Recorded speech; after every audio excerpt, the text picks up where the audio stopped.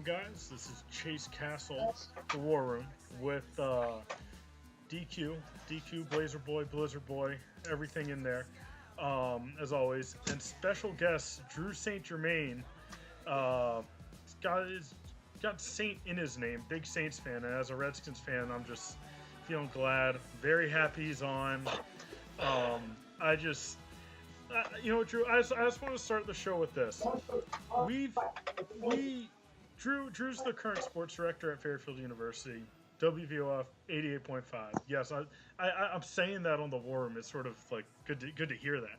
But I remember I think there's been at least 2 shows when we were both at Fairfield where we had the sports edge, and you showed up after the Saints got their butts kicked. And I know at least one of the times was when the Redskins just destroyed you guys. And so yes, we've had this show before, and I also right now I know your situation. I feel your pain. It's just. And again, I'm a Redskins fan. I know this from before. I'm not acting like, this is something I don't feel that often, because it always ends up happening. But I remember last year, I think we killed you guys. RG3's first game we did. Redskins, as good as the Saints have been, Redskins have been really good against them. I think we've been it was some crazy stat. We're Redskins playing in the the Superdome, or what do you call it, the Saints home field. Redskins are 8-2, or we're 8-1 going into this game, and are 8-2 now. But in those games, it was Redskins just destroying, and then come see Drew, and he's just okay, our season's over. We could do stuff, but we can't. And right now, I know that's the Redskins, and you got to feel happy coming back. 15 points in under 3 minutes to beat the Skins. What are your takes on the game? My little ramble's over. Yeah, first of all, Chase, thanks for the shout out to WVOF. Big ups to you there. But no, I was spending most of that game actually watching. I was calling the women's volleyball game for Fairfield, so I missed most of it. I checked back in probably 3 minutes left on the clock, or 4 minutes left on the clock. I texted you actually. I missed most of the game. What happened?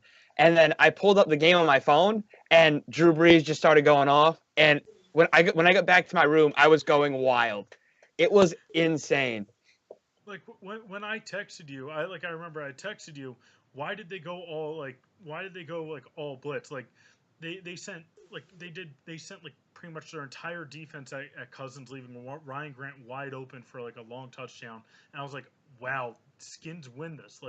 Skins are going to win this. This is the Redskins game. They're going to dominant fashion against the 7-2 Saints, a team that was rolling. This is going to be okay, Redskins, they can get back even. They just need to pull off a few more wins. They'll find a way. They might sneak into the playoffs somehow. Granted, it'll be hard in the NFC, but if you go into it with wins over the Saints and the Rams, okay, we got this. And Redskins pull the most Redskins ordeal in their last 3 minutes of a game when you're up 15 points. And they let Drew Brees be Drew Brees. They let him they let Kamara be Kamara, Ingram be Ingram. They just sort of allow the Saints to be the prolific offense they were for the last 3 minutes of the game. And for the most part, Saints didn't play a horrible game, but Redskins, Chris Thompson got hurt, and it was almost a good thing for the Redskins, not because he was out, but it was a rallying call. They rallied around him, scored some points, and Saints were just able to come back. And I don't know what to say. I'm speechless, depressed, and just not in the best mood. I didn't even want to watch any Sunday Night Football last night. I was just so done with football. I went to Tennessee this weekend. I was driving back, drove the first leg, stopped in Virginia Tech with my friend to watch a Redskins game, and then had to drive another 4 hours back. And it was just horrible. It was truly just horrible. That's a tough one. Yeah, but P. Ryan looked great replacing Thompson. And that's a big positive. Saints, I was actually kind of surprised. Marshawn Lattimore goes down in the first quarter. You're playing the entire game, without really 3 of your 4 best defensive players. AJ Klein's not on the field. Kenny Vaccaro, no Marshawn Lattimore. Defense did not play by any means great, but They played well enough, obviously. The play that kind of stood out to me during that game that really made me the happiest was that third down stop, and the 2-minute warning where Manti Te'o, of all people, brought his fake girlfriend with him on the blitz, got back there and knocked down Perrine. Oh my God, I was losing my mind. It was a fun game to be a Saints It fan. honestly looked like his ex-girlfriend was blocking for the Redskins because there was just Yeah. they just let him right through.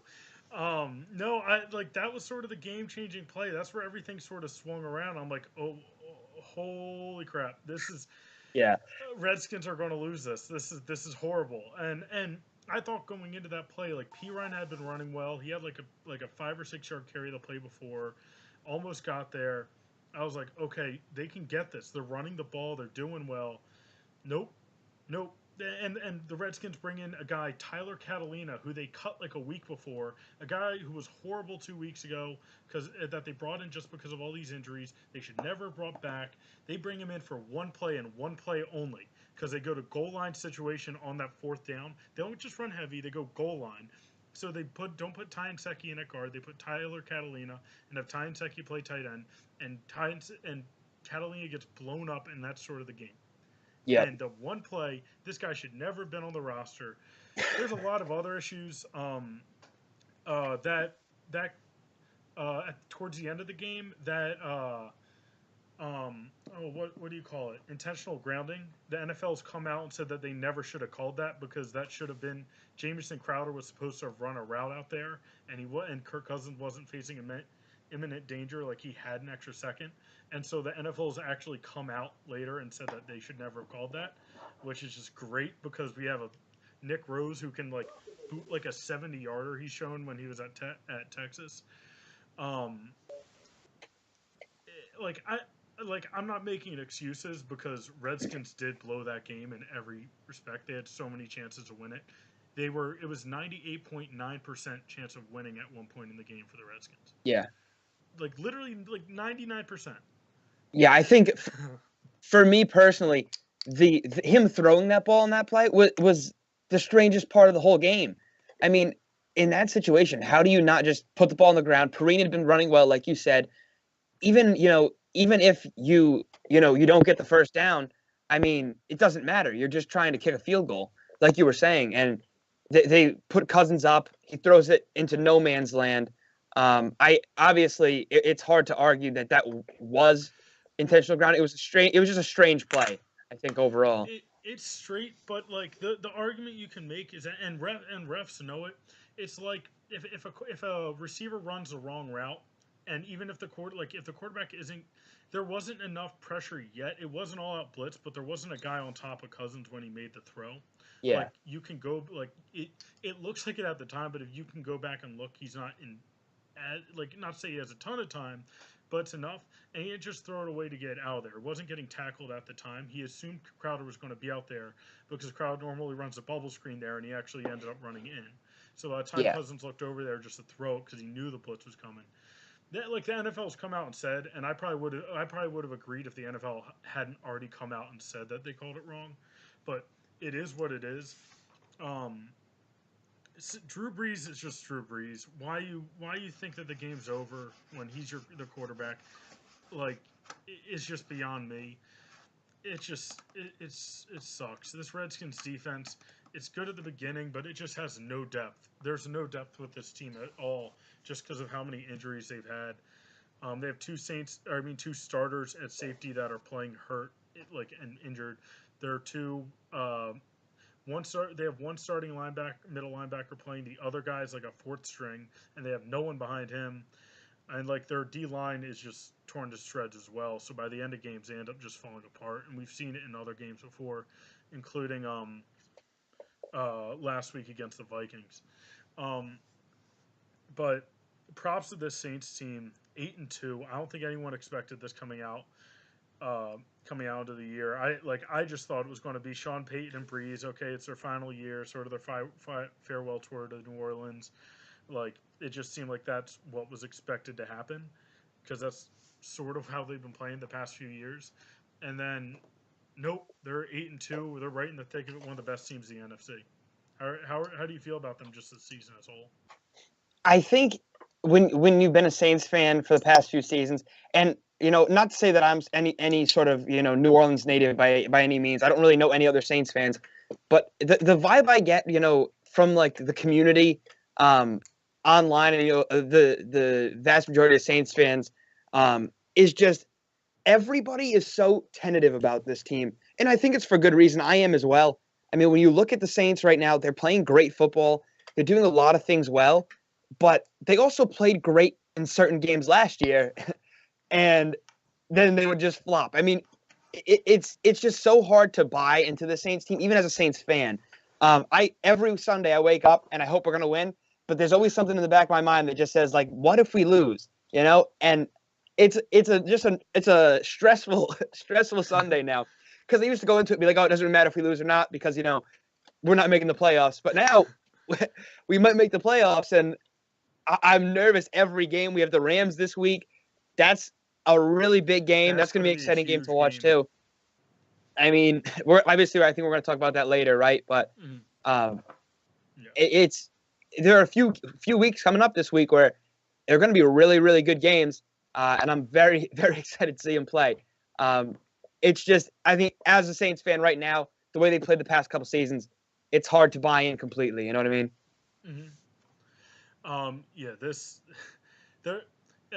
I understand the tentativeness, but you are 8-2. I know that the Saints do have a tough schedule coming up, or at least from what I remember. But like that's sort of the whole NFC at this point. Yeah. I know the Eagles still, I think, need to play the Saints. There's not Saints, sorry, the Rams. But you guys have Rams, Panthers, Falcons, Jets, Falcons, Bucks. Granted, you have pretty much the whole NFC South, but that's not that easy. You have Falcons twice and Panthers. Those are all going to be hard games that are going to be, I assume, fun for you to watch because your team's in contention and currently steering the NFC South. So that's huge. Good for you guys. But we did talk briefly about the Rams. Rams and the fighting Sean McVays had a tough loss this week. We actually talked about the show a lot with our friend Evan Crick, who's a Cowboys fan, but he was actually heavy on the Vikings. And he was right. And, like, I'm not going to lie. I was thinking about texting him throughout the week, being like, okay, I'm starting to lean on the Vikings, even though we sort of talked. I was on the Rams earlier in the week. But as I listened more and more, he was like, Rams haven't really faced a true road test, like, tough game. Like, now going out to Minnesota, that's going to be a tough away game that they need to win. And Minnesota held the number one offense in the league in the Rams. Yes, the Rams had the number one offense in the league, surprising. But they held them to only 7 points. That's crazy. This is actually a much closer game for most of it. It was 7-7 going into the fourth quarter, and then Minnesota pulled away. But this Minnesota team is up there with Philly now. It's Philly and Minnesota. It's not as great as Philly's been, and we'll get to them. Minnesota's up there, in my opinion, with Philly. I don't care if Case Keenum's their quarterback. Adam Thielen and Diggs is might be the best wide receiver combo in the NFL. And that's sort of crazy to say. You think a guy from Minnesota State's actually going to do much. He's a top receiver in the NFL. Yeah, I agree. And I've had this argument multiple times on the Sports Edge over on WVOF, and it is infuriating because nobody on that show buys the Vikings. They're all saying, Eagles, Rams, Saints. I think that right now, when you watch the Vikings play, if you watch them play, they are legitimately they're my favorite out of the NFC right now. They're playing great football. Case Keenum, I mean, he's kind of been a laughingstock the past few seasons, but he's been very good this year. He has been. He's going to get paid next year if the Vikings don't pay him to just play over Bridgewater next year. Exactly, and if Keenum starts to falter, they still have Bridgewater behind him. They're running well. They have two running backs who are pretty serviceable in McKinnon and Murray. I mean, it's a pretty good team all around. Their offensive line much better. Defense still very, very good. The no-name elite defense. I realistically think that if there's one team in the NFC that's going to beat the Eagles this season, it might be NFC Championship game, but I think the Vikings can easily take down this Eagles team. DQ, you got any thoughts on him? I mean, it's definitely an interesting cast of characters because you're kind of looking at the roster and you're like, like you look at the offense, like I like Rudolph. Oh wow, Diggs and Thielen, they're actually playing pretty well. And then you're like Case Keenum, you're like, what? No, there's nothing really about the team that attracts you, but they're getting wins, which is kind of interesting. And I don't think I can name anyone on the defensive side of the ball for the Vikings other than Harrison Smith, maybe Anthony Barton, maybe. Everson Griffin is one of the best DNs in the league. Everson Griffin, I guess. Terrence Newman, 37-year-old Terrence Newman starting at safety for them, and he's playing fairly well. And even then, I just feel like there aren't like household names that they've brought over, so that a lot of them's just been homegrown talent that they've been growing, and they've been quietly growing there, and they're playing well. So, and now you're playing a division where you don't have Aaron Rodgers competing. The Chicago Bears have a young team with no weapons on offense. And who am I missing? And Detroit. And Detroit's just kind of here and there. They haven't really been able to string together a bunch of wins to make them really competitive. So the Vikings are basically in the driver's seat in the NFC North. And after the way they handle the Rams, I would love if the Vikings were playing the Eagles, that would probably be the biggest game of the season. But I don't believe they are. But if both teams keep this up, I think they're going to be a playoff matchup. That's definitely going to be interesting to watch. I do want to. I'm just sort of looking at this game, and I'm realizing one person that we haven't talked about this year, and it's sort of weird him not being in the year because he's Mr. 8-8 or 7-9, whatever you want to put him. This sort of really shows how bad Jeff Fisher was. You got two of the best teams in the NFL playing each other right now. LA Rams 7-3, his old team led by Jared Goff, and the 8-2 Minnesota Vikings led by Case Keenum.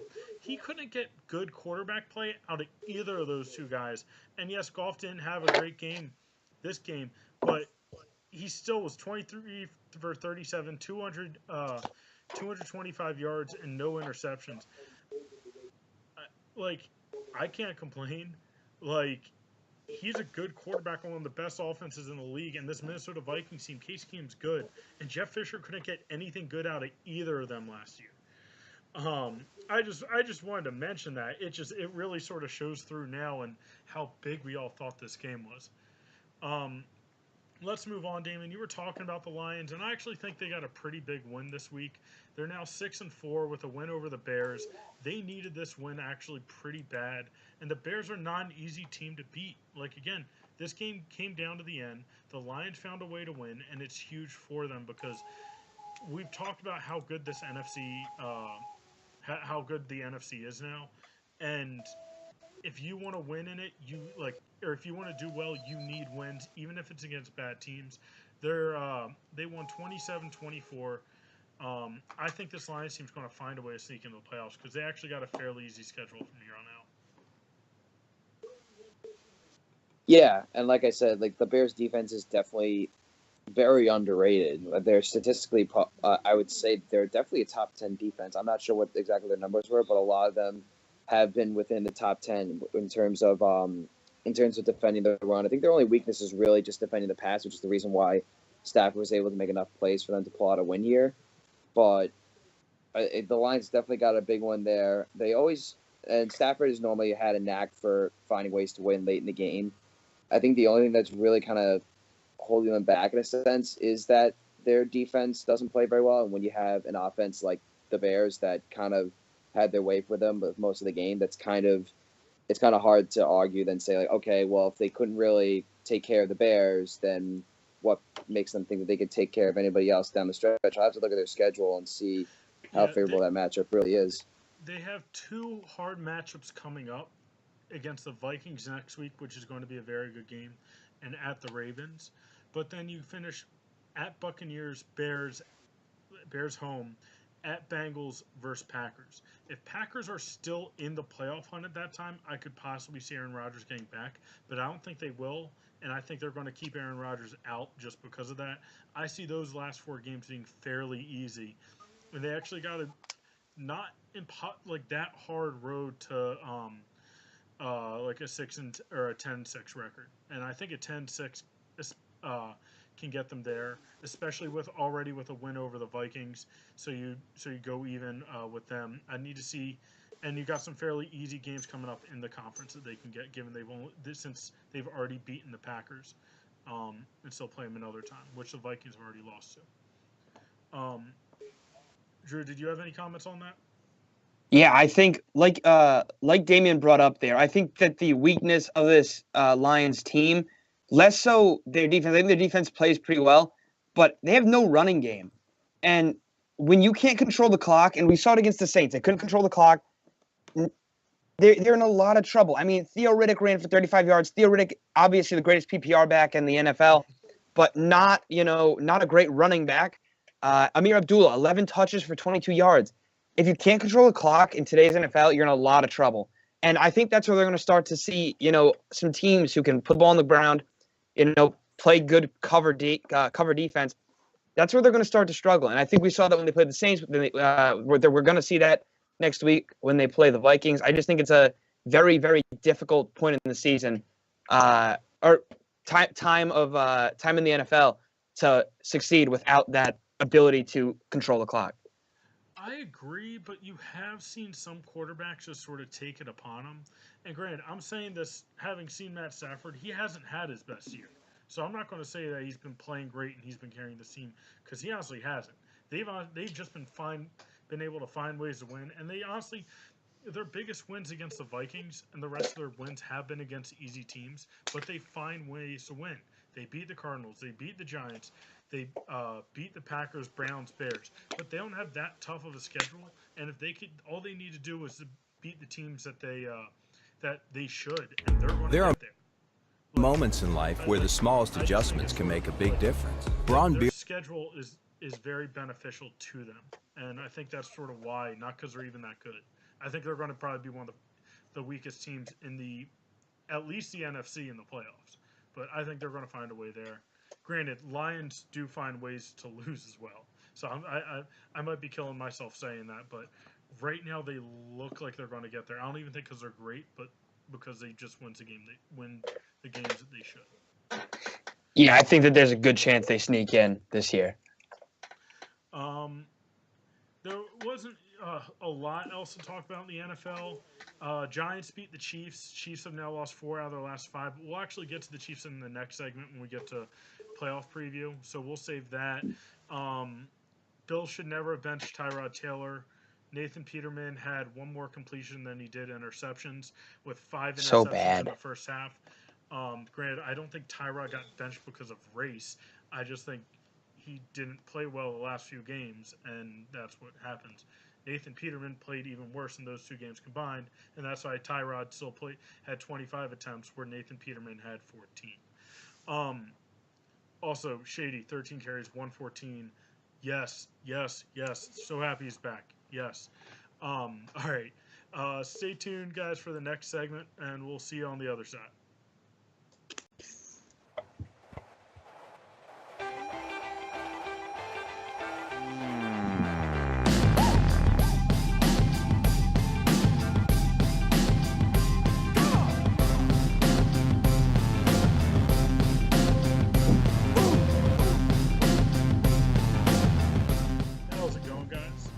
Castle, DQ, Drew St. Germain, back on the War Room podcast.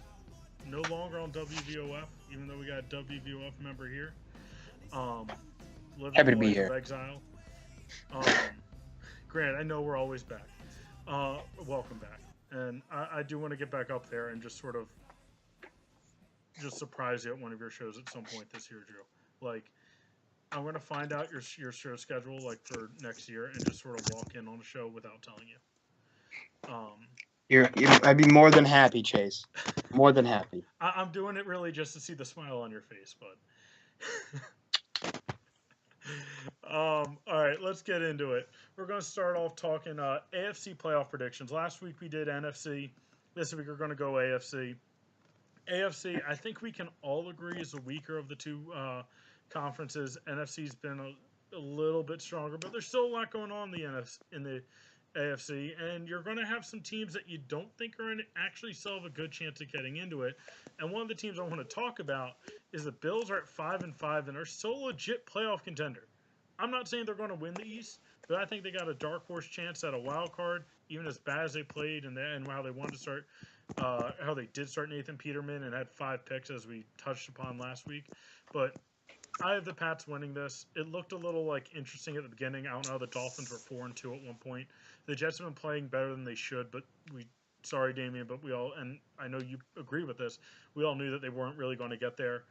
The Bills Mhm. started off on a hit a rough stretch, but Pat sort of found their stride after starting off with a loss to the Chiefs, and have been 7-1 since then. And it looks like Pats of old.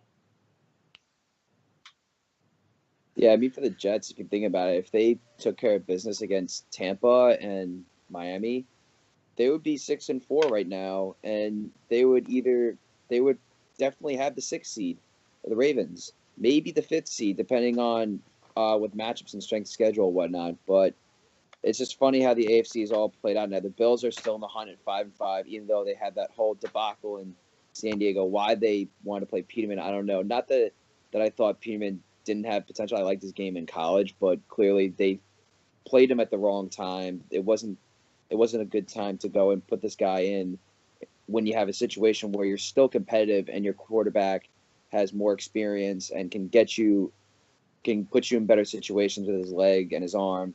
So why they made that switch is just beyond me. But there are some interesting teams that are in here, though. The Ravens 5-5 have a very underrated defense, but their offense is one where it doesn't entirely scare you as much, I guess, if that's the proper way to put it, because they just can't really move the ball as well. Even though they have a solid running back by committee, there's nothing that really jumps out at you at the page. And the Chiefs faltered against the Giants. You kind of wonder, are they legit anymore? They've dropped 4 of the last 5, as you mentioned, Chase. Titans are one of those teams, like, how are they 6-4? They don't look like a team that's won 6 games. And the Jaguars they're probably out of all these teams in the playoffs, the Jaguars, the Steelers, and the Patriots are probably the 3 most legit teams in the AFC. Yeah, like the AFC, it looks like there's a bunch of division winners sort of early, which is just interesting to see because you don't like you go through the AFC. You have the Steelers, you have the Jags, you have the Chiefs. But granted, the Chiefs have not been doing well, but you thought the AFC West was going to be good. But you come to the East and you still know it's the Pats, and I don't even think there's a lot to debate. I think a lot more of our debate's going to come when we're looking at the wild card contenders. But let's move on. Drew, did you have anything to say about the East? The East, I think, is consistently been the easiest division to determine. I wanted to say really quickly, Sean McDermott went from being the second most likely Sean to win the Coach of the Year, now third most likely Sean, pretty clearly. That was just a panic move by him putting in Peterman there. But Damien, shout out to your Jets. I mean, even if you don't make the playoffs, you have to be like a happy Jets fan this year, I think. So, I mean, huge shout out to the Jets this year. Yeah, well, they've won more games, I believe, this year to this point than they did all of last year. So it's definitely a step in the right direction. It's definitely been nice to see them. All of their losses have either been, I think the most has been by 7 points and the fewest has been by 3. So obviously they've been competitive. They don't let teams run over them. It's more of just kind of letting the young guys develop that they drafted, like Jamal Adams and Marcus May, and just adding a couple more pieces maybe through the draft or free agency over the next couple of years. So it definitely, things are on the up and up. You just got to hope that Bowles maybe wins a couple more big games to kind of secure his job status for next year, because I do think he's a good coach. He just needs to be given a good chance with the right pieces around him. So, but unfortunately, I don't think they're good enough to compete for a playoff spot this year, and the AFC has pretty much been predictable ever since Belichick and Brady have been on a roll. So it definitely kind of helps. It thins out your selection. It makes it a little easier. Yeah. It's interesting with this Bills team though. They're a team that doesn't have anyone crazy in terms of like their offense. Like, you hire Sean McDermott, he was a guy who started off on the Eagles. I've been following his career just because, as a Redskins fan, knowing he was on the Eagles, he was under the legendary defensive coordinator Jimmy Johnson. Then eventually they let him go. I'm pretty sure it was after Reed. He went to Carolina, succeeded there, built that defense into what it is today with under Luke Kuechly. And then he's been sort of a name they've thrown around for a while, dating back to when he was with the Eagles, being a head coach. He finally gets it, looks good. But now this offense is really starting to falter, and you're relying on a guy in Rick Dennison. Like, he was an offensive coordinator in the past 2 seasons under Gary Kubiak with the Denver Broncos. Like, is he really that guy? Yeah, let's not confuse ourselves. The Denver Broncos offense has not been great in the past 2 years. Yeah, like if I'm surprised that they didn't go out and try. I don't really even know who they get off the top of my head, but if you're Sean McDermott, you're a first-time head coach, go in and bring in and you're a defensive head coach, go in and bring in like a top talented, like a guy who's been a head coach before, or at least been a very competent OC before, from somewhere else to be your OC there. Like look at what Sean McVay's doing with the Rams. He's an offensive guy, 100%. He doesn't really even do anything with the defense. He bring in a guy like not Wes Phillips. What's his name? Phillips. Wes Phillips. Wade Phillips. Wade Phillips. His son Wes Phillips is a tight ends coach on the Skins. That's why. He brings in Wade Phillips, and he gets that the defense is great over there, and he just relies on the offense. And right now, this Bills defense, I still think is pretty good, but they need to figure something out offensively, and Sean McDermott doesn't have a ton of experience doing it. Very true. Let's move down to the AFC West, though. Keep this thing moving. Got the Chiefs at 6-4. We mentioned before they started off 5-0, and have lost 4 out of their last 5. But granted, a division that we thought might be the hardest in the entire NFL, with the Raiders, the Chargers, and the Broncos behind them. Chargers are at 4-6. Raiders are at 4-6. Broncos are at 3-7. This ended up being a pretty dismal division. Chiefs still have too much talent offensively right now. I see the Chiefs winning this. It's sort of sad. I wish the Raiders were sort of good and could have competed with them, but they're really not. And I just see the Chargers or the Chiefs are going to walk away with this, but I don't even think they need to be great throughout the rest of the season to do it. Yeah, I think there's a good chance we see the Chargers creep up on the Chiefs. I don't know that they're going to win that division necessarily, but the way the Chiefs have been trending, you can't be super confident in them. I do think that there's a good chance if they keep playing like this, we might see the Chargers sneak in and actually take that division. You really think the Chargers? Yeah, they've impressed me the past couple weeks. I know, obviously, last week they played a Bills team that's been trending down, but they've been playing pretty well. They're getting a lot of pressure to the quarterback, and I think if your defense keeps trending the way it has been, and Philip Rivers can kind of put the wheels on the wagon, they're in a pretty. I think you're in a pretty happy spot if you're a Chargers fan. I'd say that. That's just hard. I think it's going to be tough. I think that they have a chance. They only get to play with KC once for the rest of the season. Yeah. So they can't make a big swing, which is the problem. They're going to have to rely on somebody else. But I do think that unless Andy Reid can kind of, figure it out, put the tires back on the race car, we're in a lot of trouble in Kansas City. There's some rumblings, too, that Pat Mahomes could possibly get a look. They really like the way he's looked in practice this year. So that could be interesting if they keep dropping all these games and they're still in a playoff spot. Do they keep rolling with Smith or do they roll with Pat Mahomes? I think that could be because Mahomes offers more with his arm and his legs, whereas Smith is kind of the good decision maker. He doesn't really make a lot of boneheaded moves. But if you want to make the big moves, if you want to win the big games, you got to have big-time players that make big-time plays. So it's going to be an interesting question as the season goes on if they're going to look at Pat Mahomes at some point. Yeah, with Smith's offensive play, that's true. And Mahomes is right there, and especially come playoffs. But you got to remember, like with Alex Smith, he isn't good in the playoffs, and they also have a coach who's just been sort of historically bad in the playoffs. Yes, he's gotten to one Super Bowl, but you look at how talented some of those Eagles teams that Andy Reid coached earlier in his career were, and how they won the East, I think, 4 years in a row, and they weren't able to do much.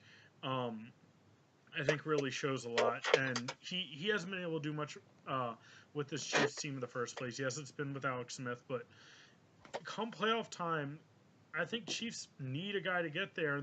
I think there will be pressure on Pat Mahomes, especially if they keep losing. I think they do have Bills and Jets, which they are relatively easy games for the Chiefs to win. Alex Smith, but then again, they lost to the Giants this past week, so they did. I agree. No one saw that coming, but like again, Chiefs are going to be looking for a bounce back. I don't think it's that often you see a team like the Chiefs with that much talent offensively, with Kareem Hunt, with Tyreek Hill, with Travis Kelce, all for Alex Smith to throw to, actually fall down that much. This game against the Bills is going to be big for them. If they can pull off 2 wins in a row going into a Raiders game, it's going to be huge for this team. I kind of like your take too, Drew, real quick, though, because the defense for the Chargers has been playing fairly well. Like, Bosa on the edge, creating pressure, was really just wrecking havoc on the Bills line that entire game. And then that secondary, yeah, you picked off a rookie quarterback, but getting a quarterback 5 times, that takes a little bit of effort and a little bit of planning to really do that. And they've quietly been playing well all season. They're a pretty opportunistic defense, and I'm kind of in the same boat, Drew. I don't think they could make a crazy swing. But if they do say they squeeze out a win against the Chiefs and they get some help, it's not out of the question. The only thing that I can't get myself fully on the wagon is that in the past, there have been so many games where the Chargers have had close games, and they've never closed them out. So that's another thing where I can't fully invest into the Chargers making a big move, but is there a possibility? I definitely can see something there. Yeah, it is good to see the Chargers put up 50-plus points. I want to see Rivers do well in the playoffs. I'd root for the Chargers over the Chiefs, not because I really dislike the Chiefs, just because I'd love to see Rivers do well. I don't know if I see it happening, at least not yet, and sort of later in his career. Let's keep moving. We will go to the AFC. As my computer gets there, the AFC North. This division, I think, going to put up two playoff teams. We have the Steelers at 8-2, and then you have the Ravens at 5-5. They've had 3 shutouts this season. That's a very strong defense. Like, this is a weak AFC, and I think that playoffs can actually make a run in the playoffs because I feel like Ravens are like sort of the Giants, or like Joe Flacco's sort of like the Eli Manning of the AFC, where he's not going to get you to the playoffs, but if you can get him to the playoffs, he will just go perform out of his mind. He has, I think, more road playoff wins of any quarterback that's currently playing in the NFL. I think more than Brady, just because Brady's had less road games in the first place. But this division intrigues me. I don't really see the Bengals coming back. They're 4-6. Browns, did you see it? They still have an outside shot at the playoffs if 46 games go a certain way. I did see that, and you would think for an 0-10 team there wouldn't be a shot in hell that they would have a chance at the playoffs. But statistically, they do. It's pretty absurd. It's a pretty wild setup. It's not impossible though. Here's the hoping. Not impossible. Somebody's got to lay down. Yet. How is that even possible? They're not out of contention.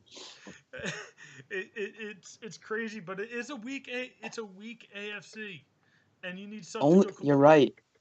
Like, that's how weak it is. Like, look at the wild cards. Like, I don't know what who would be the wild card teams right now.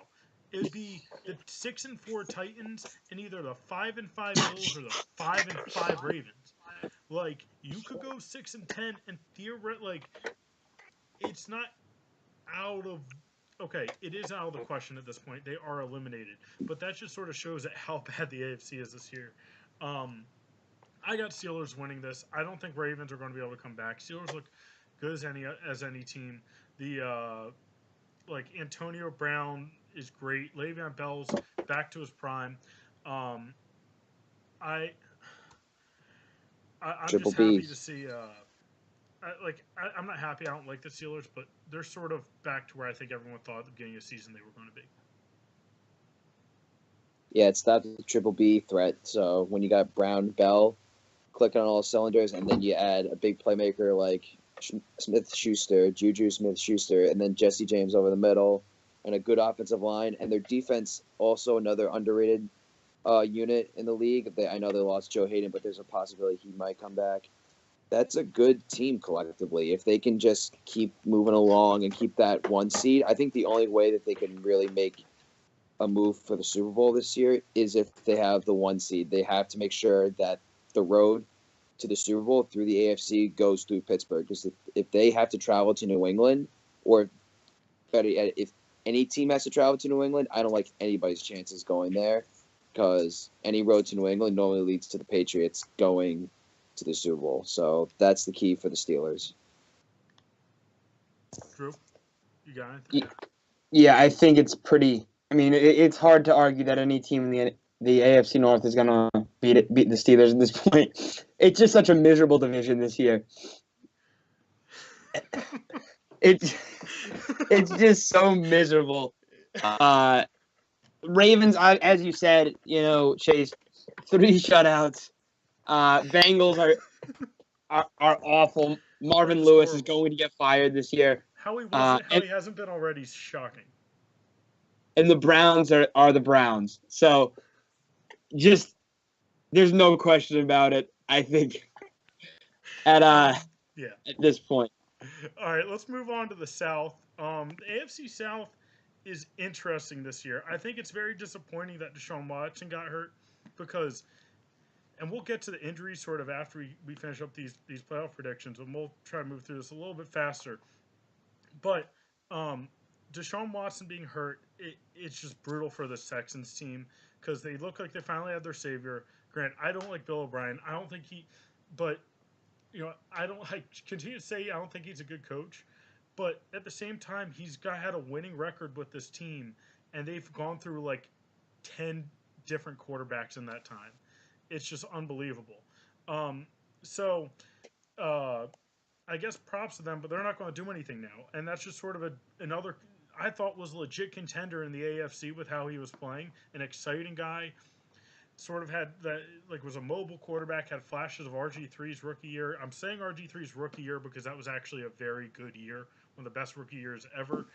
And then he flamed out, was horrible. But there were flashes of that when I watched him. And I remember the 2012 season with the Redskins. That was exhilarating. And I knew what it felt like to be one of those Houston Texans fans. And I just felt awful that he was hurt. What's up? And it brings down the NFL's game. But the Jaguars are going to win this. The Jaguars are 7-3. They're better than any other team out there. I know Titans are 6-4, but I think when you watch them play, they look more like a 5-5 team than even really 6-4. But yeah, just go upstairs. Make sure. I think this Jaguars team. I hate to be the guy who pumps up a team that has no quarterback and really no offense, but the Jaguars are pretty good. And in spite of Blake Bortles, they've won 7-3.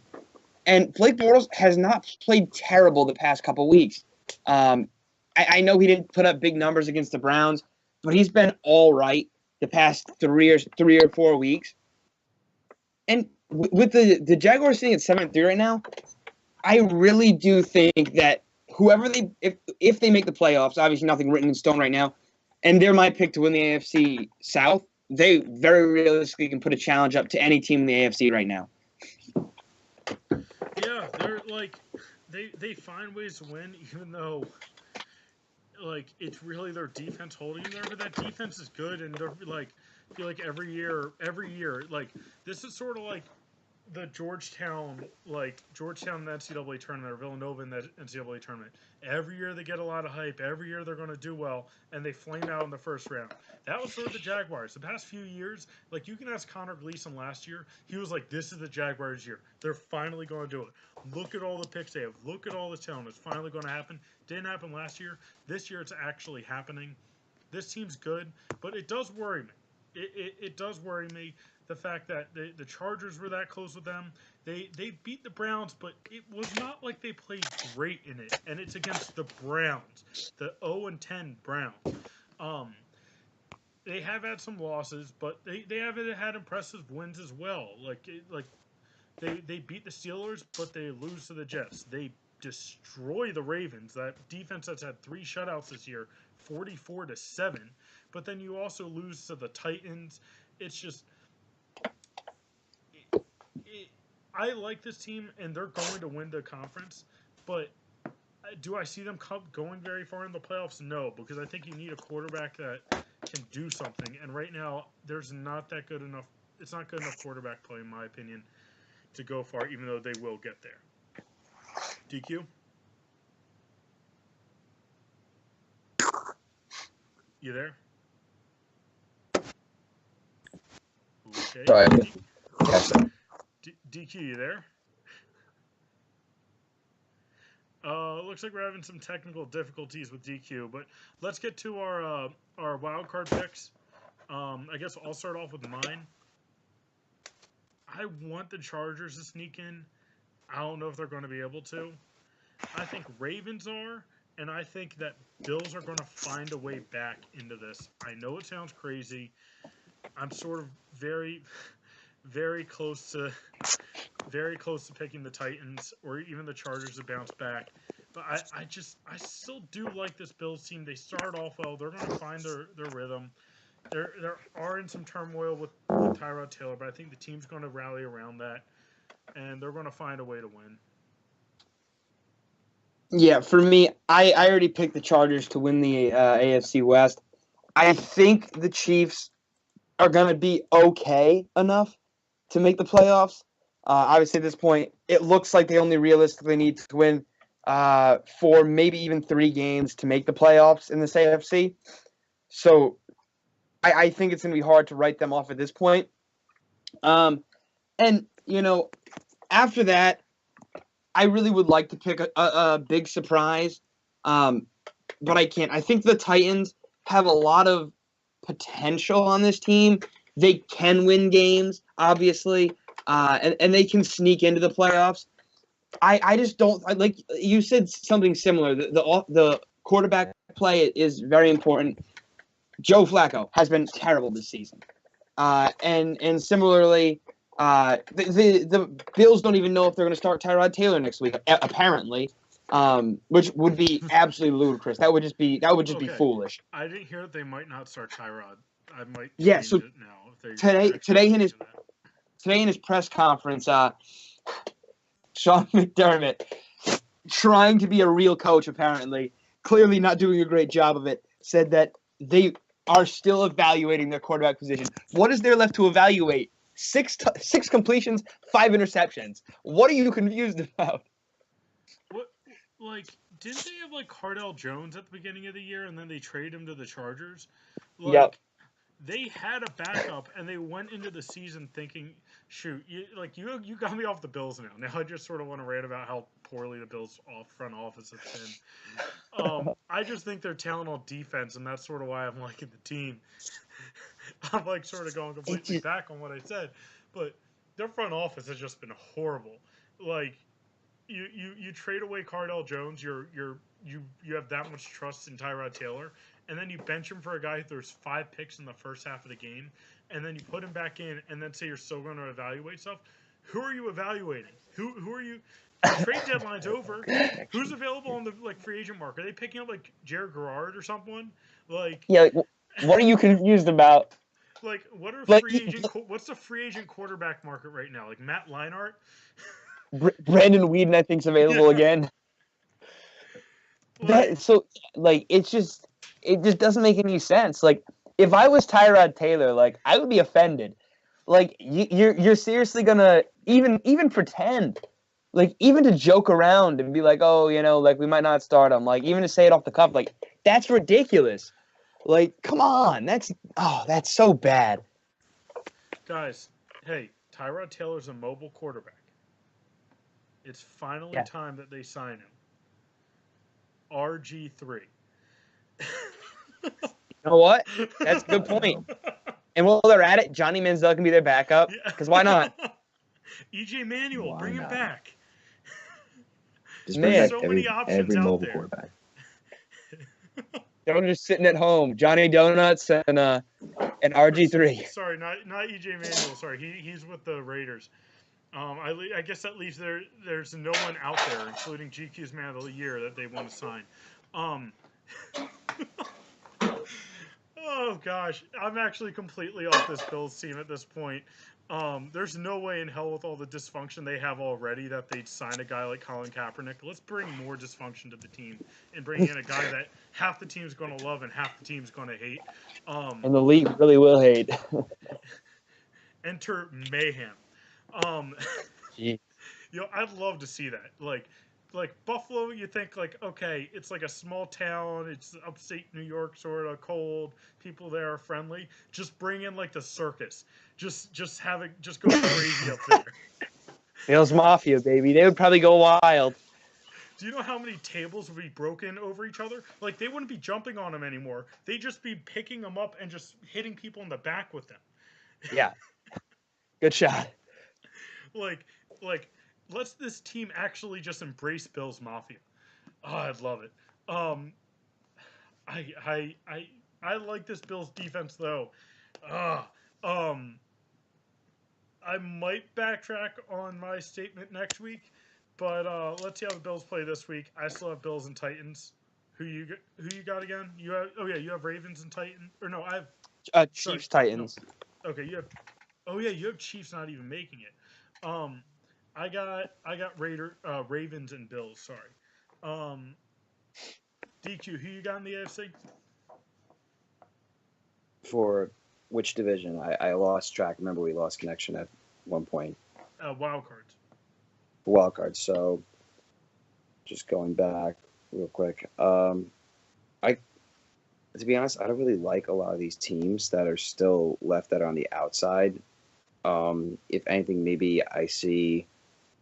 You know what? No, I kind of like the way everything is. Like the Ravens probably are the 6th seed, are probably the best 6th seed team.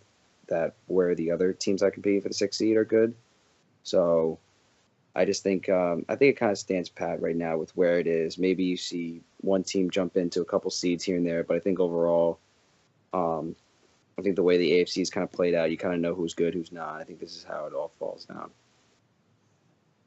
Yeah, I guess we'll see. The AFC is just such a bad conference. You do have a bunch of teams that could get into it. The 4-6 Chargers, the 4-6 Raiders, I still think have a legit shot.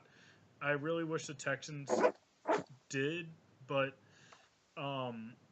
yeah, it's frustrating. Like I feel like that whole fan base, knowing how weak the AFC is, it just has got to be frustrated. I think Pats or Steelers are going to come out of this anyway.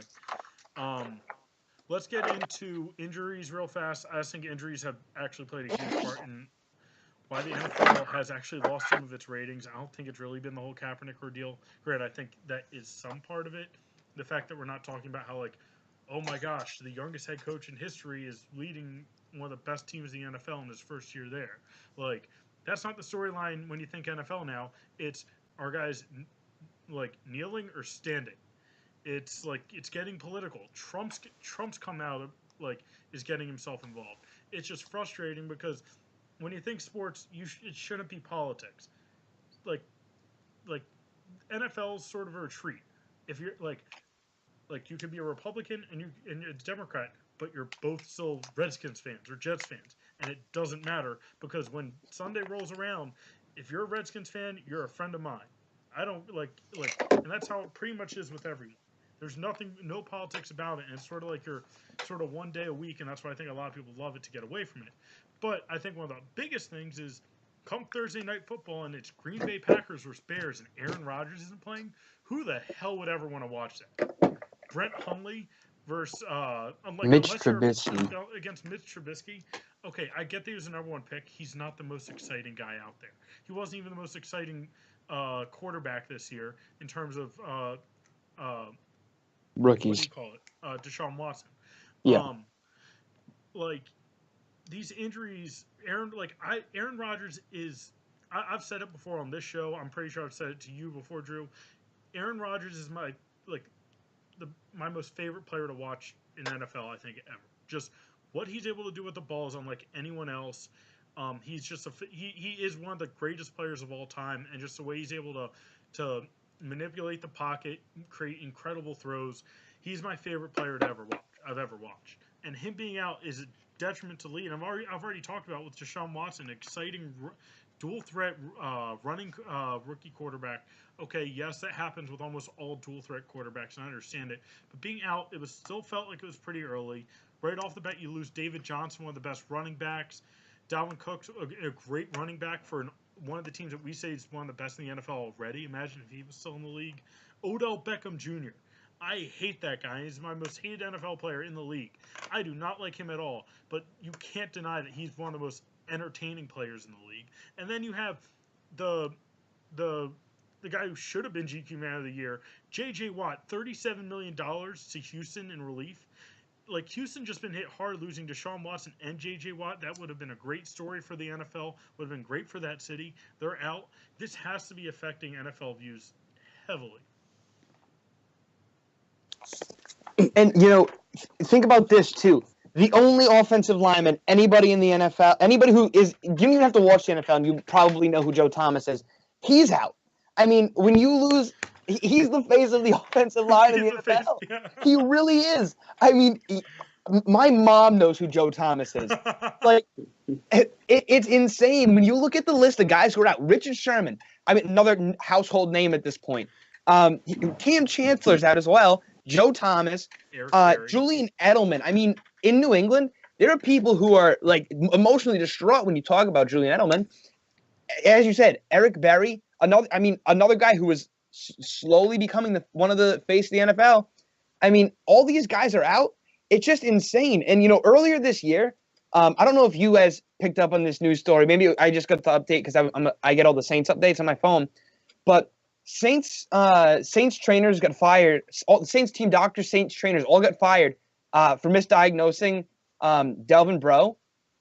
I think this might be a little bit more of a bigger issue around the league than people think. I think team doctors need to get a little bit more of either there should be a standard or an evaluation because with all the guys who are getting hurt, it kind of does come down to the trainers at this point. Like it's not like they're getting hit any harder or anything different is happening. Well, I think you got to take a look. I think that, and it sort of just does sound straight up counterintuitive, but I think they need to hit more at practice. I think during the off season, they need to, in controlled situations where they can control a lot more of what they're doing, they need to be wearing pads. The players union has sort of eliminated a lot of contact, and then they go into games just sort of flying around with their bodies not used to it. They go into a lot of these injuries that happen at the very beginning of the season. You look at Greg Olsen, you look at Edelman, but even beforehand, Dalvin Cook was early. A lot of these guys were very early in the season where their bodies just clearly aren't ready or are not ready. And you also see it in the level of play in the NFL. The first week or two of the season, heck, it even sort of goes to week 4. Offenses, for the most part, are horrible because they're just haven't ran enough plays. It happens across the league. You look at pretty much all teams.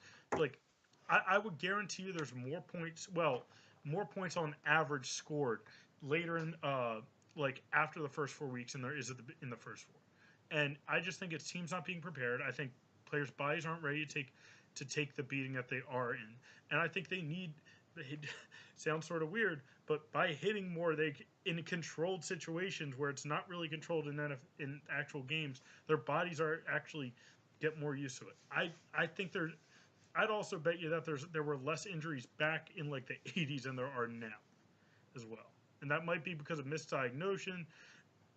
But I think also part of it's the fact that they were actually prepared coming into the season. Yeah, and I also think a lot of it is a good portion of it is a lot of what you see in the practice aren't going to be going full speed, especially in those training camps. And like we've seen multiple times this year, like you said early in the season, you look at Julian Edelman last year, the horrible injury you saw with Teddy Bridgewater, Dalvin Cook even. A lot of guys are going down on non-contact injuries as well. maybe it's time for the players unit to just say let's go full speed. Even if you change the practice rule to being you can only practice say like Tuesdays, you have to give Wednesdays off, Thursday, Friday. Maybe that helps you figure it out. I don't know, but you're right to say maybe they need to hit more and maybe they need to go full speed more. Get your body used to it. I mean, it's a obviously high performance, high impact. It's a high stress in the body sport, so it's hard not to think that going full speed or taking contact earlier or as often as possible might not be able to help them. DQ,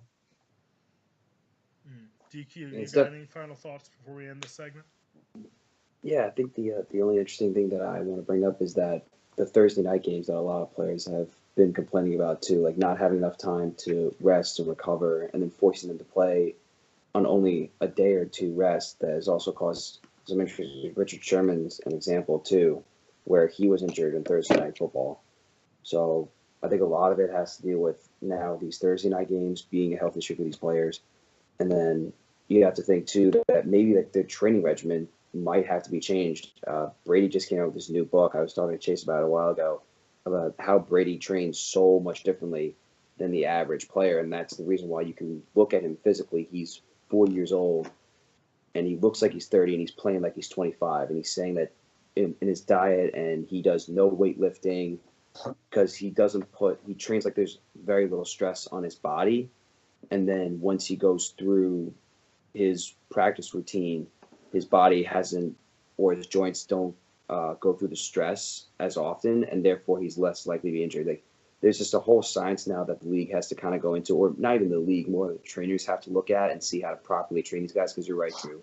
Because a lot of these injuries are non-contact based. There are a lot of these stop and cut movements that these guys blow out their Achilles or blow out their ACL. So it's probably just a new way of trainers looking into these injuries and how to properly take care of these players' bodies.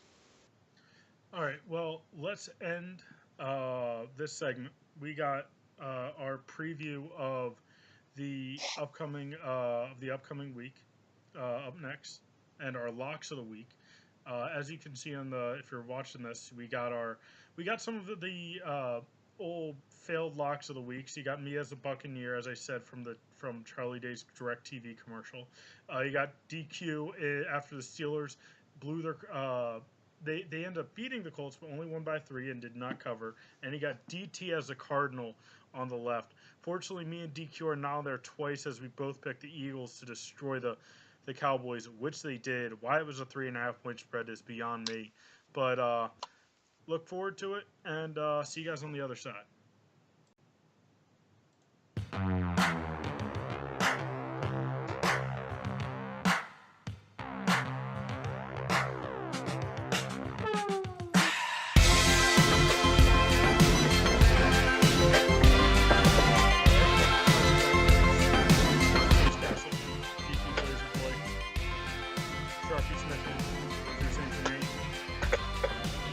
How you doing?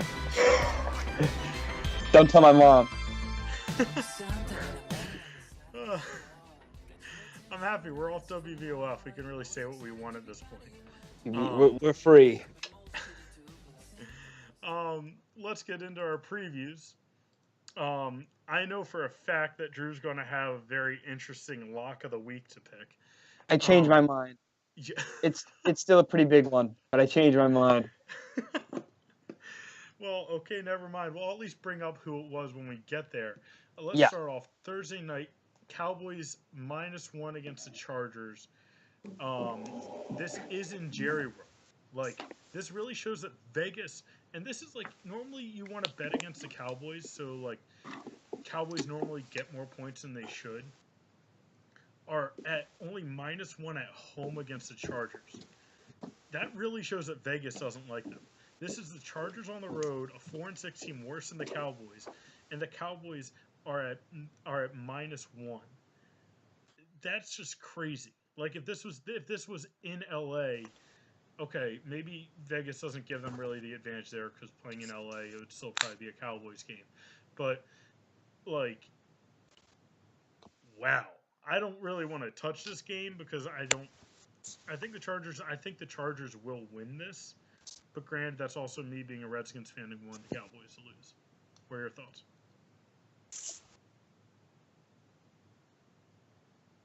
I think personally Cowboys need to bounce back, and I think that they won't.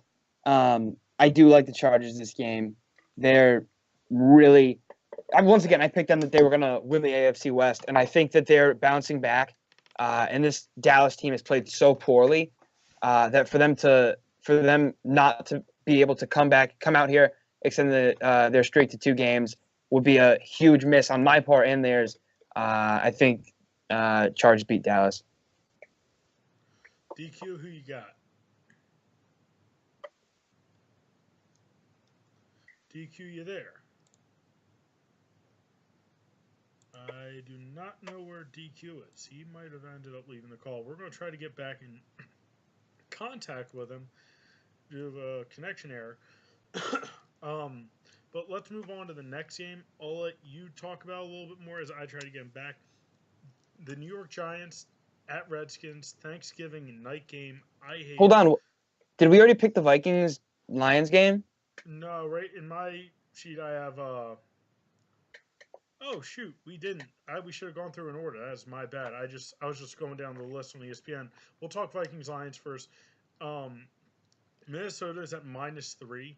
I actually really like the Minnesota Vikings in this, and I like them to cover. I get that they're playing there in Detroit. I sort of like this Vikings team to cover though.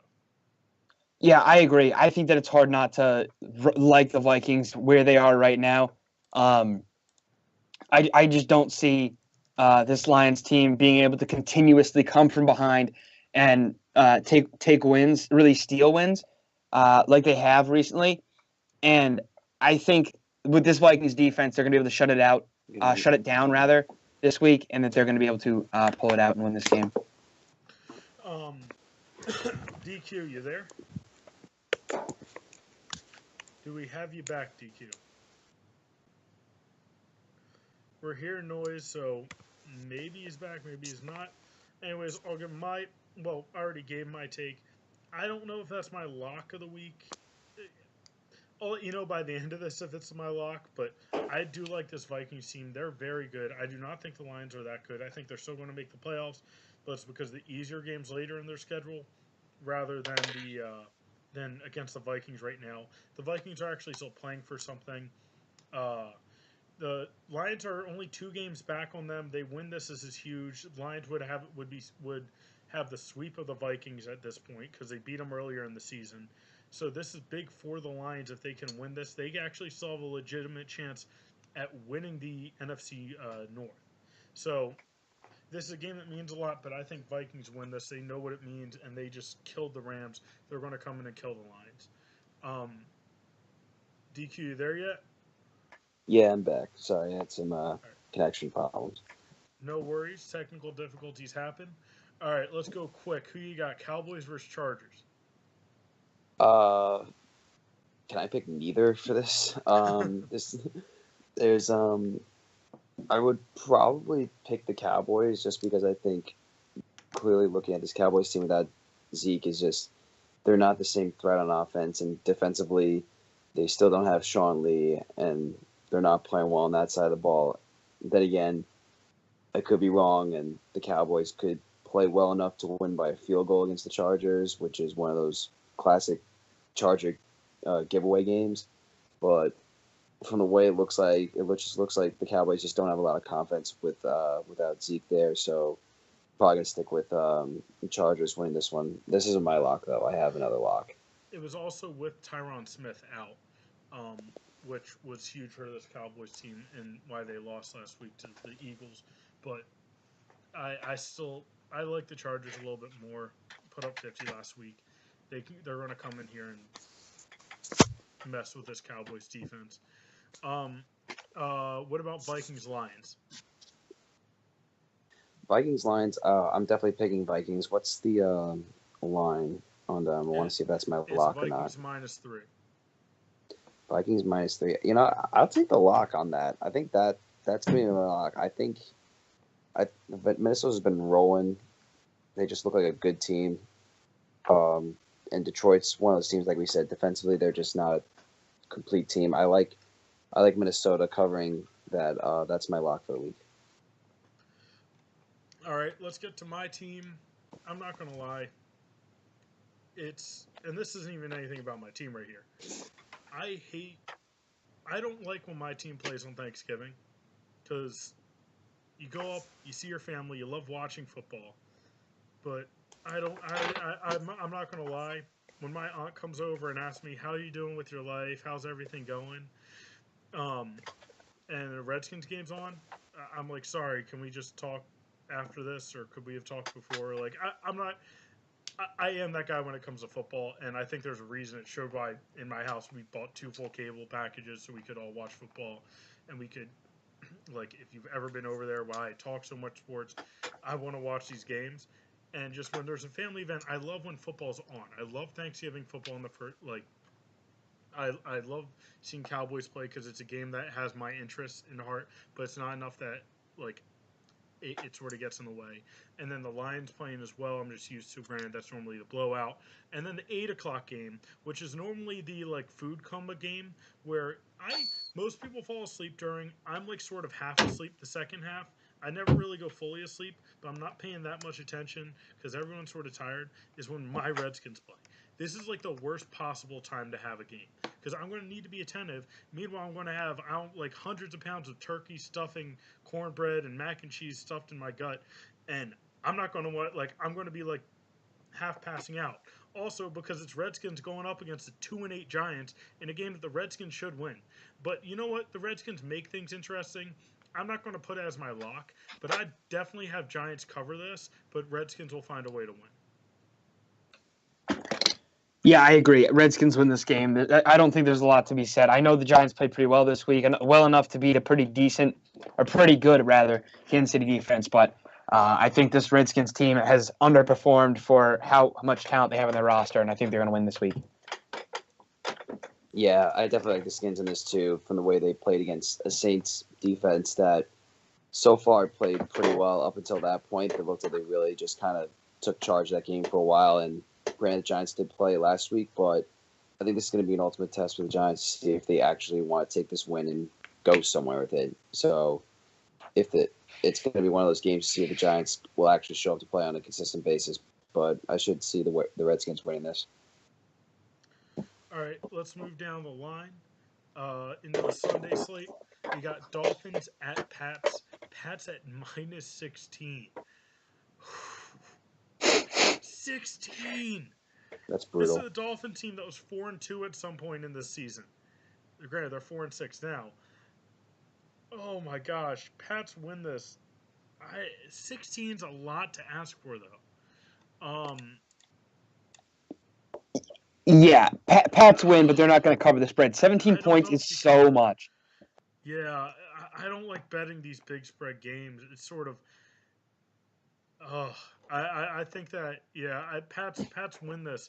I could see them easily blowing him out, though. Like, it's easy to envision. He's going up against Jay Cutler. Patriots have struggled at home this year. They're 3-2 at home.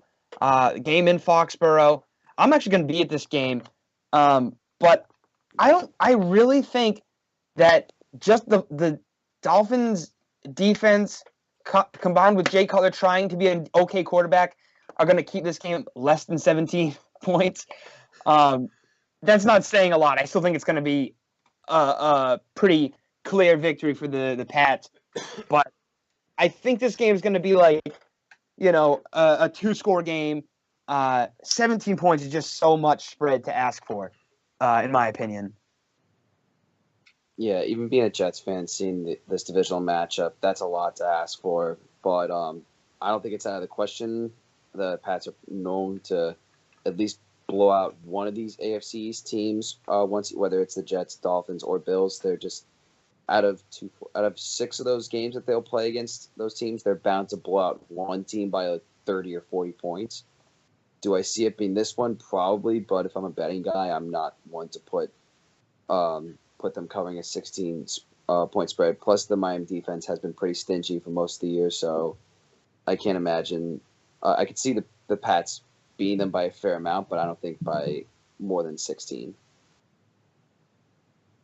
maybe like 13, 14. I could see them winning by. All right. Keeping it going, Damien, we're at your team. Panthers -5 against the Jets in the Meadowlands. Panthers win this, and I have Panthers covering. Like, this isn't one that's a lock. If it was like 7 points, I might go Jets, but it's 5. I think Panthers are going to win by roughly around a touchdown. Yeah, I agree.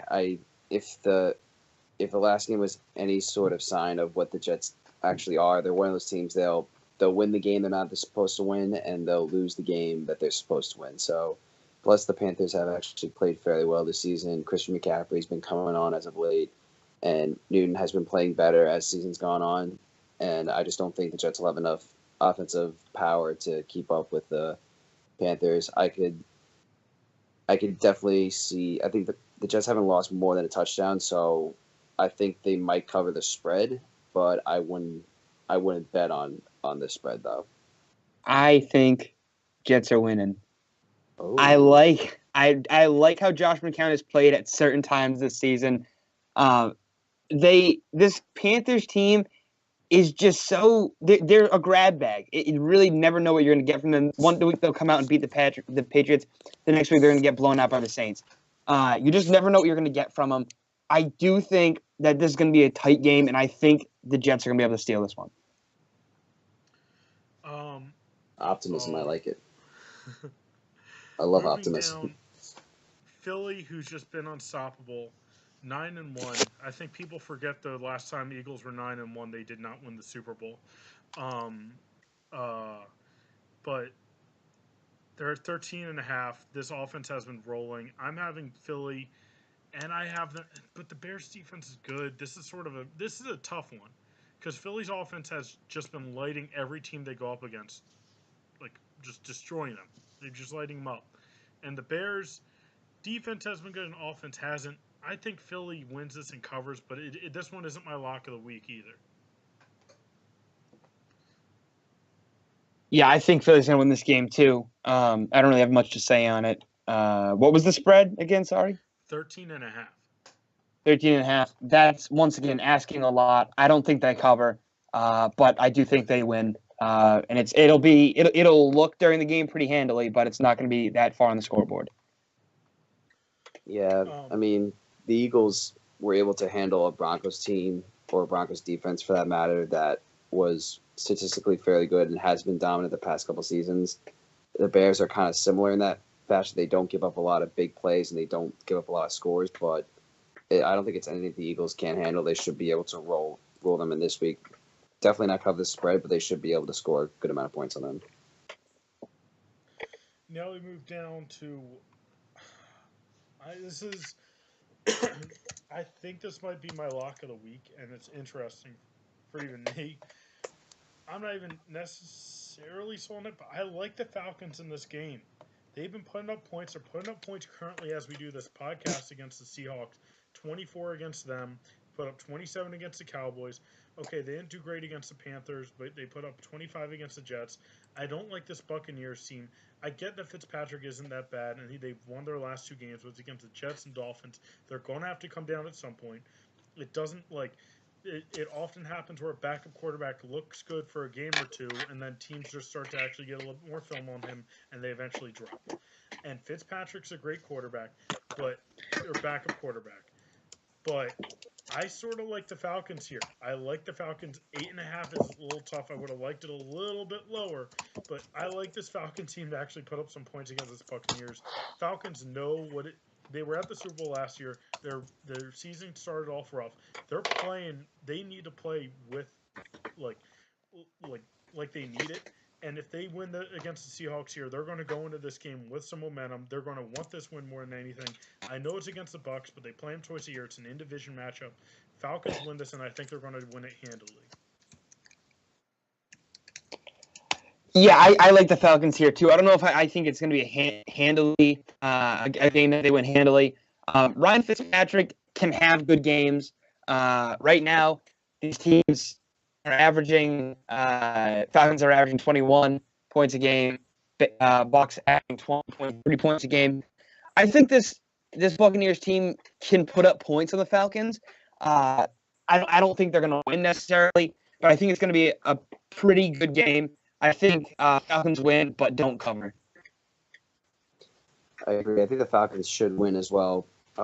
Eventually, teams will just figure out that it's only Ryan Fitzpatrick. He's got a nice noodle arm and some legs that can make a few plays here and there, but not enough for any team to really be that intimidated by. So the Falcons should win. They're rolling the Seahawks right now, I believe, 24-17 at the half. So especially if they want to keep the Buccaneers at bay, because if the Bucs do win this, and that puts them at 5-6, and that brings the Falcons down to 4, that kind of puts them 5. That starts to make the race for the NFC South a little interesting, especially when it comes to a playoff spot. Yeah, and the Falcons need this. If they want a chance to get to the playoffs in this tough NFC, they still have to go through the Vikings. They still have to go through the Saints twice, and they need to go against the Panthers. They play the Buccaneers twice in this schedule. Well, they need both those wins, and they know that. They're going to come out there possessed. Like, they know that they need this. They started off rough, and the only way they're going to get back is to, at minimum, win the games they should and find a way to win the other 4 very tough games they have in between there. They know they need this more than anything. They're going to come out and win and play like they need it. And they will be eating the W. Looking down, we had Drew's almost lock. I was so close. Of the Toilet Bowl Browns against the Cincinnati Bengals. Cincinnati at -8.5. Granted, this is Bengals at home. Bengals do have 4 more wins than the Browns, but Bengals only have 4 wins. Oh, come on, Drew. Please pick the Browns. I just want to see someone pick the lock, and you would be like the person to come on the show to do this. To pick the Browns. Like, you're the guy who orders a peanut butter and jelly cheeseburger when we go to local. You are the guy that's destined to pick the Browns as your lock of the week. It could win. Wait, Drew, you're cutting out a little bit. Sorry, can you hear me again? Yeah, we hear you now. I really do think the Browns can win this game. I'm gonna, that's my lock. Forget it. That's my lock. Forget it. I think Browns. My pick actually Browns win. But I'll take them. Definitely against the 8.5 point spread. Oh, I didn't think I'd actually be able to turn you off from your what do you call it? Who's your pick? The Chargers? No, my lock was going to be 49ers. Oh, sorry, we have it down there. Yeah. Yeah. I was actually looking down the line. I almost picked the Seahawks to win it, as my luck. I was close to Seahawks, the exact opposite. We'll get down to that. But explain why you got the Browns. I think the Browns really, they are that bad. They really are. But when you look points per game, they put up 15. Opponents only put up 25. Bengals are only putting up 16 points a game this year, and they're allowing 19.9. I think the Browns have a chance to actually come out and play well enough against the Bengals, where the Bengals just kind of implode on themselves. Bengals also, a few injuries. And the Browns have some stuff to look forward to. Josh Gordon coming back in a couple of weeks. He was coming back. I would be much more confident in the lock. But I just think that they have a pretty good shot to come out, upset the Bengals. And, over that 0-10 season, I do not think they are 0 bad. I think they're bad, not 0-16 bad. I agree. I think that if there's any time to win, it's got to be right now. Just from what you can gather, the Bengals have good pieces, but they just haven't been able to put it all together in one game. And I don't think I've seen them score more than 24, 25 points this season. So it's out of the realm of possibility where the Browns, they can just beat games that they can steal a win and prevent themselves from going 0-16, which I think seeing 2-0-16 teams in our lifetime that'd be quite a feat because it's hard to do it once. It's pretty amazing to do it twice. So we'll see if the Browns can pull out a miracle win here in the dog pound. Or is this in Cincinnati? Is this Cincinnati? It's in Cincinnati. This might make it hard though. I don't know. I just feel like they got to be desperate for one eventually. I feel like this is the game. I feel like they got to do it. If there's any time they're going to win a game, it's got to be this game. It's a divisional opponent. Get a little hyped up for it. You take advantage of a sleeping team. It's got to be. This has got to be the time of day. They're going to win. It's got to be this week. It's got to be this week. If it's not this week, then it's not until next year. Like, Drew, do you realize what this show, I think, just did for all of us? It made the Browns versus Bengals game, like, entertaining. Like, a very important game. I'm going to be watching this game. We're going to be watching a game that's essentially a preseason game that's filled with a bunch of scrubs that probably aren't going to be in the league that much longer playing, and intently watching it, hoping that the Browns get their one win. I'll root for the Browns, and I think they're going to cover. Do I think they're going to win? Probably not, because if you're 0-10, you're 0-10 for a reason. And the Bengals they aren't as bad as we think they are. They still aren't the bottom of the barrel. Like, they have 4 wins. They have as many wins as the Redskins. They have as many wins as the Jets. They have as many wins as some, like, not horrible teams, probably not good teams, but, like, wins over the Colts, the Bills, which is actually sort of impressive, the Broncos, okay, and they beat the Browns. Did you see the last time they played the Browns? I don't need to see the last time they played the Browns. Yeah, Browns are coming out for blood. They played the Browns in Cleveland and won 31-7. It's fine. That's fine. Don't worry. Don't worry about me. Just worry about your own picks over there, okay? I feel like I say that and you're just like the dog in the burning building. Like, everything's fine. Everything's totally okay. Everything's fine. It's totally fine. I just picked the Browns as my lock of the week. My lock. Hey, you have to put my face on it. I said it before. Put my face on it. I mean, Bengals are a cool animal. I'll make it my Twitter profile picture.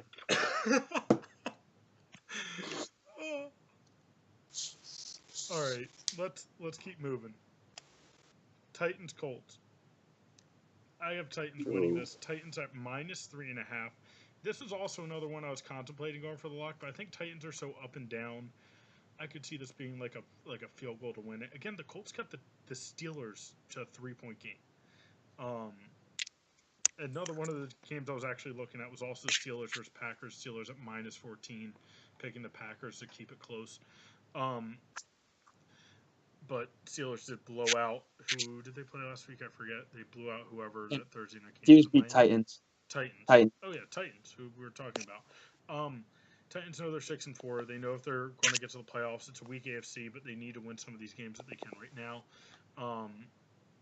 I think Titans win this and they cover, but it's not my lock. Yeah, I think that this is going to be a tough game. I think that this Colts team's pretty interesting. I don't know that they can beat this Titans team. I guess I'll take the Titans. I don't really have any valid reason for it. It's just kind of a feeling. I'll take the Titans. Yeah, I think this is more a field game, Drew. I agree with you. You don't know why the Titans have won this many games because their offensive line has been playing nowhere near the level that they were playing last year, and DeMarco Murray has been playing as well either, and their defense isn't anything great too. They just gave up 144 yards and 3 touchdowns to Antonio Brown alone. So you're kind of wondering if T.Y. Hilton's going to have that kind of same day, but I would probably say that in a divisional matchup where the Titans have to play well in order to stay atop this division, that they'd have to win this game. So probably just off gut feeling and circumstances, I'd probably just have to pick the Titans to win this one. Like, I feel like you don't know why the Titans are this good, but you do know why the Colts are that bad. And so you just go with the team that has a little bit unknown because there's you don't see. Also, 3.5, like, Titans are 6-4, I guess, for a reason. Moving down the line, Bills Chiefs. I think this is a very interesting game. Chiefs at -10 after losing 4 out of their last 5, playing the Bills with all of the dysfunction. It's in Arrowhead. I have Chiefs winning this. I think Colts cover though. Well, assuming they start Tyrod Taylor. Yeah, I was gonna say Yeah. if Peterman starts, they lose by 40. But if Tyrod Taylor starts, I think they have a chance to bounce back here and steal a win from the Chiefs. Chiefs are really struggling, so I think they have a pretty decent shot. I'll take the Bills if Tyrod Taylor starts. Yeah, I don't know how you look at the game film and think that Peterman is going to help you anyway on Sunday. I think if they come to their senses, they'll stick with Tyrod, and the Bills can steal a win. They're not out of playoff contention, which is pretty amazing. They're still right there, but they got to win against this team that's kind of in the way of them bumping into a playoff spot. So if they want to have any chance at a playoff spot, they'd have to beat the Chiefs this weekend. Even though it's is it in Arrowhead? Yeah, even though it's in Arrowhead, I mean, it's not like they can't do it. I really think the Bills can win only if Tyrod Taylor plays. All right, another game I was thinking Drew and I were thinking about picking as our locks of weeks in opposite teams. Seattle versus 49ers. Seattle at -6.5. I like the spread 6.5. It's not a full 7. I like the Seahawks to win this, and the Seahawks. Okay, they've gone through a few issues, I get it, but every year, come the end of the year, they sort of magically get some wins. They start becoming the better team. This game against the Falcons, I'm trying to look up the score right now, but it's not showing. It's halftime 24-17. They can still win that. I'm not saying they will, but this Seahawks team, okay, they're not having the greatest year. They've won 1, 2, 3, 4, 5 out of their last 6 games. If they beat the Falcons, it'll be 6 out of the last 7. The only loss to the Redskins. And that offense has the potential to put up tons of points at a time. They put up 27 versus the Titans, even though they lost, but 46 against the Colts, 24 versus the Giants, 41 versus the Texans, 22 versus the Cardinals, and the Cardinals have a very good defense. The 49ers are not that good. They're okay. We get it. They got their first win of the year. That's all they're probably going to get this year. And hell, if they want a good quarterback next year, well, wait, they already have Garoppolo. Never mind. Still, I don't see that team playing a ton for much. Maybe they get cocky after they got one win because they don't know what it's like. They celebrate it like it was a Super Bowl win. I like Seahawks, and I actually like them a lot to cover. Yeah, I just disagree. I picked the 49ers to get their first win a few weeks ago, and this was the game that I thought they were going to win. This NFC West plays each other so hard. The 49ers kept it close, I believe, last time that they played the Seahawks this season, if I'm not mistaken. They played pretty well all year, kept every game that they've been in pretty close, with the exception of that Cowboys game, the Eagles game, and the first game against the Panthers. But they lost 12-9 last time that they played Seattle in Seattle. They're coming off a bye week. C.J. Beathard is playing really well. I don't know if you even want to go Beathard. C.J. Beathard has been playing. He's a grandson of Bobby Beathard, the GM for the Redskins, who brought in like the Hogs and like pretty much their entire championship or like Super Bowl winning teams. So he's been playing very well. I don't even know if you go to Garoppolo at this point. I know obviously you want to give him his audition, but I mean it seems to me like this team is kind of trending positively. They've been playing pretty well the past couple weeks. Obviously they only beat the Giants, so you can't harp on that too much. But I honestly thought that this was a game that the 49ers could win. And with Seattle hurt so much, coming off a bye week, I think that they have a pretty decent shot. If I got a second lock, this would be it, and I would pick the 49ers. Well, all right. Regardless next week, regardless of how our locks do, I'm going to have you as a Seahawk or me as a 49er. Okay. I'm down. Works for me. In the next show, you'll be sure to send you the picture, and if you want, you can send an audio clip accepting your victory. Thank you, Damien. Who you got on this? Yeah, they're two weird teams because you'd like to think that the Niners have something like I don't know what the latest is on Jimmy Garoppolo, whether or not he has a possibility of starting these next couple weeks, but Beathard hasn't been terrible. He looks like he can be serviceable as a backup, but I don't know if he's a career-long starter. And I just think even though the Seahawks have some injury problems and their offensive line has been playing well, I don't think there's anything on the 49ers roster that really just kind of freaks you out too much. So it should be a Seahawks win, and they should be able to keep themselves in contention in their own playoff race. All right, let's move down a little bit. Let's move through some of these a little bit faster. Running a little over time already, and we still got plenty of games to get to. Broncos Raiders. This is at Raiders. Raiders need this if they want to somehow manage. And honestly, at 4-6 in the AFC, you still have a chance at playoffs, in my opinion. Like, I still think there's a legitimate chance there. Because I think it's 9-7, 8-18 might get there.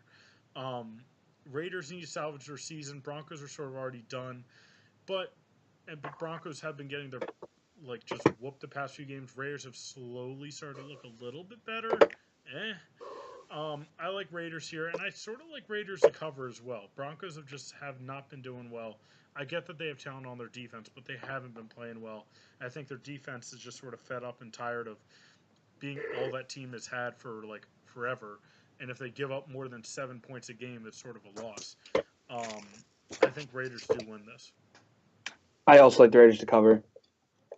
I like the Raiders to cover as well. I think a lot of people are saying that their one chance was to somehow beat New England last week to get a good playoff spot, but like you said, it's still a weak AFC playoff picture. They're definitely not out of it by a long shot, but it starts with a win against the Broncos, so they got a good chance to start getting on a run here.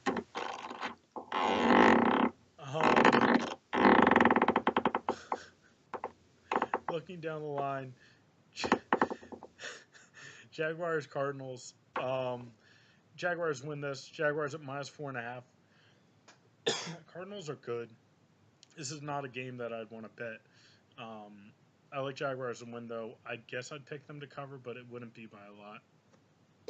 I think the Jaguars are going to win pretty handily. I think they're going to have 3 picks.